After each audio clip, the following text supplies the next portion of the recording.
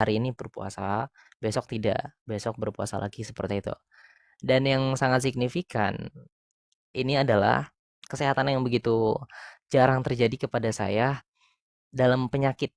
Oke, jadi penyakit yang menimpa saya, alhamdulillah dalam 3 tahun ini bisa disebutkan hanya 3 atau 4 kali sakit saja, dan itu sakitnya hanya sebuah sakit kecil ya, seperti ya panas atau pusing, tidak sampai yang begitu ekstrim dapat dikategorikan.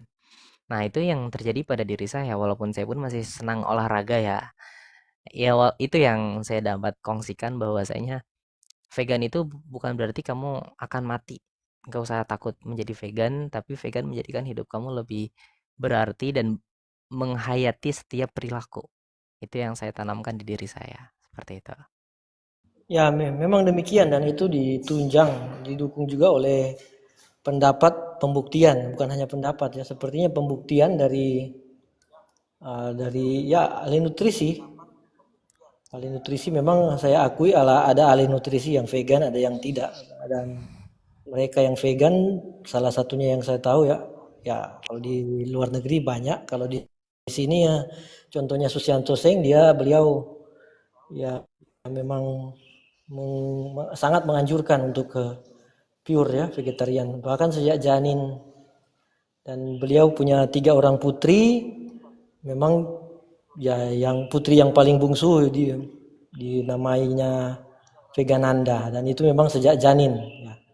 Beliau kan juga tahu mengenai prinsip vegan itu bukan sejak awal kan dari pelajaran dari pengetahuan dan dari data-data kemudian dia praktekkan ke anak.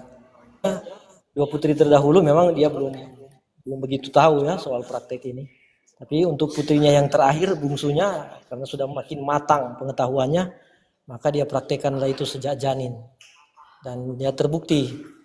Kak Seto yang apa juga karena Susianto Seng ini dia memberi bukti, memberi kesaksian bahwa Vegananda ini anak yang dia terkejut. Kak Seto terkejut Vegananda ini sejak kecil vegan tapi badannya kencang dan sehat dan ya luar biasa kata Kak Seto jadi demikian. Ya, oke. Dan juga sebetulnya ada beberapa rahasia ya di dalam kitab Bowl of Dues. Kalau Abang Carol sudah membaca, Imam Al-Mahdi kan ia ketika lahir pada tahun sekitar 1200 tahun yang lalu.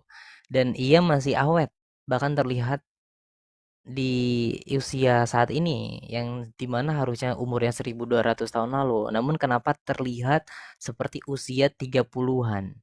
Oke. Dan itu ada sebuah stimulasi bagaimana keilmuan yang belum diberikan ya oleh utusan saat ini yaitu Abdullah Hasim. Kita dapat mengawetkan diri kita dengan suatu saraf yang berada di otak. Kalau kita sudah menguasai keilmuan ini, kita akan menjadi awet terus-menerus. Seperti itu, seperti utusan yaitu Imam Al-Mahdi. Nah, faktor yang paling saya menjadi sebuah rujukan bagaimana kita menjadi awet, bahkan Abang Kerol, ada suaraku tidak? Kayaknya terpental ya Abang Kerol ya. Abang Kerol terpental ya. Oke, saya lanjutkan ya. Jadi, eh, gimana ya, melihat sebuah kondisi yang saya lihat ya